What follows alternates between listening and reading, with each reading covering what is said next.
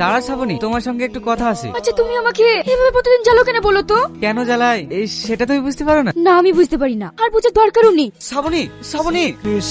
আচ্ছা মমিন, ও আমার ভালোবাসাটা বুঝতে পারলো না। হ্যাঁ না রে শাহিন, মেয়েরা এমনই হয়, ওদের বুক ফাটে তো মুখ ফোটে না। দেখবি শ্রাবণী একদিন তোরই হবে। চ এখন বাড়ি চ।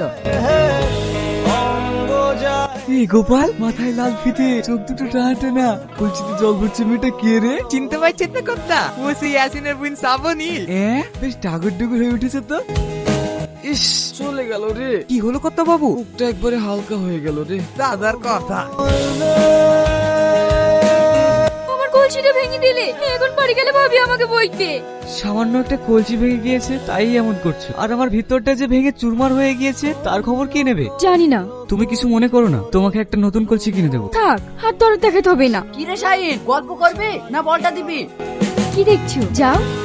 শাহিন তোকে ভীষণ ভালোবাসে, আর আমি যতটা জানি তুই ওকে ভালোবাসিস। ছাড় তো, চ। কি রে শ্রাবণী, খালি হাতে আসছিস যে? কলসি কই? কলসিটা হাত থেকে পড়ে ভেঙে গেছে। ভাবি, ওর কোনো দোষ নেই, কলসিটা আমার সাথেই ভেঙে গিয়েছে। এই নিন নতুন কলসি।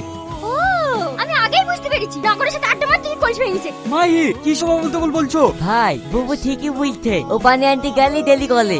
এই তুই চুপ কর, একটু যা।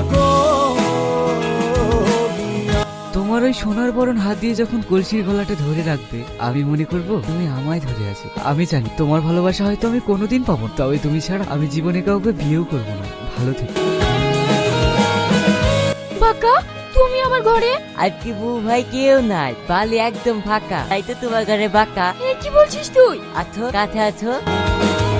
শ্রাবণী, এটা কি হচ্ছে? বুবু বুবু একটু আমার হাত ধরে থাকছে না। ছি, এটা তোর কাছ থেকে আমি আশা করিনি। ভাই চুপ কর তুই। লজ্জা নাই, ঘৃণা নাই, মান সম্মান কিছু রাখলো না। শুনছো, এই কথাটা যদি জানাজানি হয়ে যায় একেবারে কেলেঙ্কারি হয়ে যাবে। আমি বলছিলাম। কি বলছো তুমি? আমি ঠিকই বলছি, পাকা সাথে তোমার বোনের বিয়েটা দিলে সব দিকটা বজায় থাকবে। ঠিক আছে, তাই হবে। হ্যালো সালমা, আমি বিশাল বেকাতেই পড়ে গেছি। কেন রে, কি হয়েছে? বাড়িতে পাকার সাথে আমার বিয়ে ঠিক করেছে। আমি ওই পাগলাকে বিয়ে করতে পারবো না। আমি এখন কি করব কিছুই বুঝতে পারছি না। তুই এক মুহূর্ত দেরি করিস না, লুক করে আমাদের বাড়িতে চলে আয়। শাহিন তোর মঞ্চে বসে আছে, আমি অফিসে তো ডেকে নিয়েছি। সত্যি বলছি, আমি এক্ষুনি আসছি। ওগো, শ্রাবণী ঘরে নেই। এই দেখো, একটা চিঠি রেখে গেছে। ভাই, আমি ওই পাগলকে বিয়ে করতে পারবো না, তাই আমি বাড়ি ছেড়ে চলে গেলাম। আমি শাহিনকে ভালোবাসি, আর ওকেই বিয়ে করবো। তোমরা ভালো থেকো। মান সম্মান সব শেষ করে দিল।